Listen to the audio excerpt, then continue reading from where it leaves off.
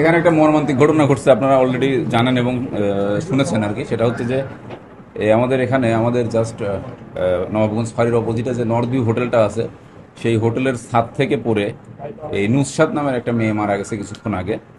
Say can't public কলেজের intermediate পরীক্ষার্থী ছিল এই বছর, আমরা এতটুকু পর্যন্ত জানতে পেরেছি। তার পিতার নাম নজরুল ইসলাম, মাতার নাম আফসানা পারভিন, এবং রংপুর শহরের খলিফাপাড়াতে তাদের বাসা। এতটুকু পর্যন্ত আমরা এখন পর্যন্ত জানতে পেরেছি। বিস্তারিত আমাদের তথ্য সংগ্রহের কাজ চলছে। আর আমরা সিসি ক্যামেরার ফুটেজ এবং অন্যান্য তথ্য থেকে যেটা জানতে পারলাম, যে বিকাল 5টার কিছু আগে সে এই নর্দি হোটেলের যে ছাদ আছে সেখানে সে প্রবেশ করে, এবং সে দীর্ঘ সময় তাকে সেখানে বসে থাকতে দেখা যায়। কিছুক্ষণ হাঁটাচলা করে, মোবাইল ফোনে সে চ্যাটিং করে এবং কথা বলে, এরকম আমরা দেখতে পাই। এবং অবশেষে সে বিকাল 5টা 42 মিনিটের সময় শার্পলি সে ওখান থেকে একটা রেলিংয়ের উপর বসার পরে সে আমরা দেখতে পেলাম যে হঠাৎ করে সে ওখান থেকে পড়ে গেল। তা এই বিষয়ে আসলে এখন পর্যন্ত আমরা কোনো কনক্লুসিভ সিদ্ধান্তে পৌঁছাতে পারছি না যে এটা আসলে কেন ঘটলো, সে কেন এমনটা করলো।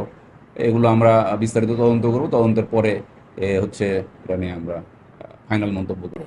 আসলে আমরা তথ্য প্রযুক্তি ব্যবহার করে তার যে মোবাইল ফোনটা ছিল আমরা তাৎক্ষণিকভাবে উদ্ধার করে তার মোবাইল ফোনের সূত্র ধরে আমরা তার পরিবারের সাথে যোগাযোগ করেছি এবং এই দুঃসংবাদটা তার পরিবারকে আমরা জানিয়েছি।